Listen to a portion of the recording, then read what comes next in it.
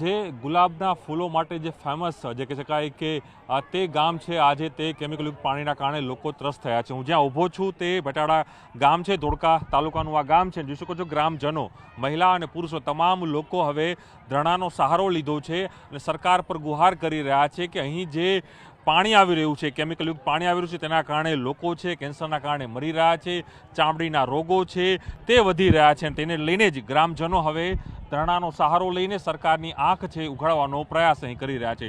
જોઈ શકાય છે કે કઈ રીતે મહિલાઓ છે તે અહીં બેનરો સાથે બેઠી છે. ભૂગર્ભ જળ છે ગંદુ ના કરો, ગંદા પાણી બંધ કરો, ભૂગર્ભ જળ જે ગંદુ થઈ ગયું છે, બાળકોના સ્વાસ્થ્યની વાત થઈ રહી છે. તેના જ કારણે હું એ પણ આપણે દ્રશ્યો બતાવવાનો પ્રયાસ કે જે દાવો કરવામાં છું, ગામના જે લોકો કહી રહ્યા છે કે 21થી પણ વધુ જે લોકો છે તે જેના અહીં બેનર પણ મારવામાં આવે છે કે જેના કેન્સરના કારણે મૃત્યુ થયા છે, તેઓને પણ અહીં બેનરમાં સ્થાન અપાયું છે અને ગ્રામજનો પણ જોડાયા છે, આગેવાનો પણ જોડાયા છે. આપનું વડીલ નામ શું છે? ખાસ કરીને તમે બધા ધરણા ઉપર બેઠા છો, શું એવો પ્રશ્ન આવ્યો છે જેના કારણે ગામના લોકોએ ભેગા થઈને ધરણા ઉપર બેસવું પડી રહ્યું છે અત્યારે?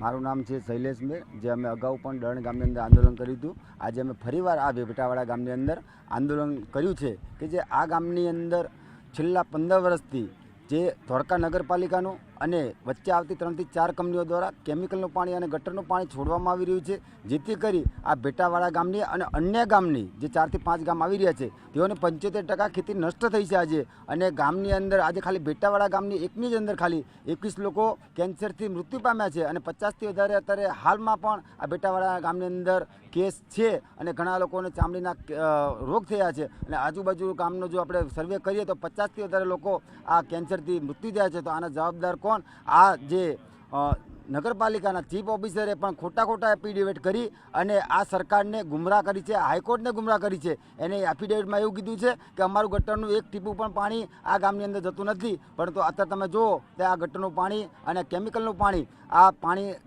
સતત હેરાન કરી રહ્યું છે, લોકોનો સ્વાસ્થ્ય સાથે ચેડા કરી રહ્યા છે. અને ક્યાંક ને ક્યાંક આ લોકો હારી થાકીને આજે એમને છેલ્લે આ એક રસ્તો અપનાવવો પડ્યો છે. અન્ય ગામોની પણ વાત થઈ રહી છે. કેટલા ગામોનો આ પ્રશ્ન અહીં થઈ રહ્યો છે? જે ત્યાં ભેટાવાડા ગામ છે, બીજા અન્ય કેટલા ગામો છે એ ગામમાં આ પ્રશ્ન થયું ને?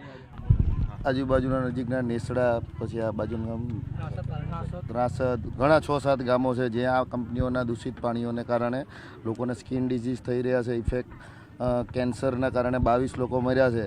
જોઈને રિપોર્ટની વાત કરશે કે આ લોકો જ્યારે પણ આ લોકો કહે એટલે તપાસના નામે એક રિપોર્ટ બનાવીને આપી દે, કાગળ ખોટા બનાવીને કે લો આ કંઈ પાણી નથી છોડતા. ના, 15 વર્ષથી કન્ટિન્યુ આ લોકો હેરાન પરેશાન છે, ખેતી બરબાદ છે અને અમુક વખત તો જો ઢોર કે એ પાણી પી જાય તો એ મરી જાય છે, ઘાસ જાય છે, એટલે કેન્સરો થાય છે, છોકરાઓને ખંજવાળ આવે, મધ્ય ભોજનમાં પણ ભોજન કરી શકતા નથી. અને પાણી ખરાબ સ્થિતિ છે, પાણી એકદમ ગંદુ પાણી આવે છે, એટલે ઘરમાં નાનું કામ કરવું પણ નથી થઈ શકતું અને તેને તકલીફ પડી રહી છે.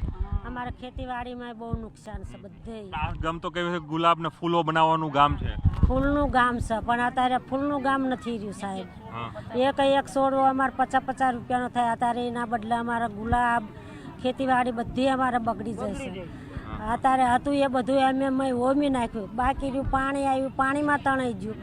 હવે અમે શું ખેતી કરવી અને ખાવી શું, છોકરા શું ભણાવી?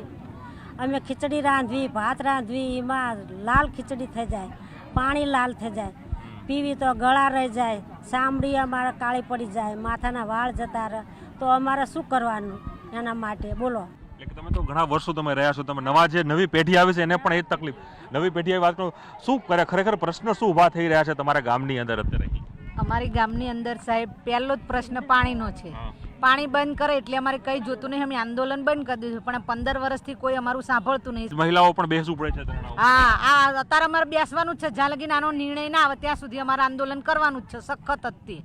હું બધા દ્રશ્યો બતાવી, તમામ લોકો અહીં બેઠા જોઈ શકો છો, મહિલાઓ પણ બેઠી છે અને પુરુષો પણ અહીં બેઠા છે અને એક જ વાત કરી રહ્યા છે કે જે પાણી આવી રહ્યું છે તે કેમિકલયુક્ત ગંદુ પાણી આવી રહ્યું છે, તેના કારણે ભૂગર્ભ જળ જે છે તે પણ અહીં ખરાબ થયા છે અને તેને લઈને તેનો નિકાલ છે ત્યાં સુધી આ તમામ લોકો પોતાનું આંદોલન છે. હાલ જે શરૂઆત થઈ છે બેટાડા ગામથી શરૂ થઈ, હજી પણ આસપાસના જે ગામો છે ત્યાં પણ આંદોલનની જે અસર પણ જોવા મળશે. અગાઉ પણ રજૂઆત થઈ તેમ છતાં પણ કોઈ નિકાલ નથી થયો, તેને લઈને જ ગામના લોકો છે તાલ અહીં બેઠા છે અને દ્રશ્યો પણ બતાવવાનો હું પ્રયાસ કરીશ આપને કે જે અન્ય બીજા જે પુરુષો છે, ઘણા લોકોને ચામડીના પણ પ્રશ્નો થયા છે. મને લાગે છે ભણેલા એવું લાગે છે, કંપનીઓ સાથે મોટા નેતાઓથી માંડીને પોલીસ સ્ટેશનથી માંડીને બધું ભળી જાય એવું લાગે છે. આપણે જે રસ્તામાં ત્યારે મેં જોયું કે ઘણી બધી જે ગટારો હતી, જે કેનાલો હતી, એકદમ કેમિકલના પાણીથી જોવા મળી રહી છે. કેમિકલનું પાણી એટલું બધું છે કે જે આજે પશુપાલનો જે રહ્યા ને એ ટોટલી પાણી કેમિકલ વાળું પાણી પીવે છે. એના હિસાબે જે ગામડાનું જે દૂધ રહ્યું બધું સિટીમાં જાય છે, બરોબર.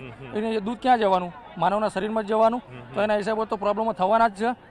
ઓકે એટલે પણ એ પ્રશ્ન થાય છે કે હું ફરી કહીશ કે ગામના જે લોકો છો, બીજા વાતનો પ્રયાસ કરશું અહીં, જે ગામના તમે છો, વર્ષોથી રહેતા હોવ છો, અનેક પેઢીઓ જોઈ હશે તમે, પરિસ્થિતિ કેટલી વિકટ છે? કારણ કે આજે તમે ધરણાવ પ્રાણી પહેલાં પણ બેઠા હતા, ફરી બેસવું પડે છે. હવે શું, હવેનો રોડમેપ શું તમારો? હવે જ્યાં સુધી ન થાય ત્યાં સુધી આંદોલન ચાલુ, કે ખાલી માત્ર એક ટોકન પૂરતો કાર્યક્રમ? નહીં, હું ભેટાવાડા ઉપસરપંચ તરીકે ફરજ બજાવું છું અને 2011થી હું આંદોલન આ પાણીના મુદ્દા માટે સરકાર સામે લડું છું.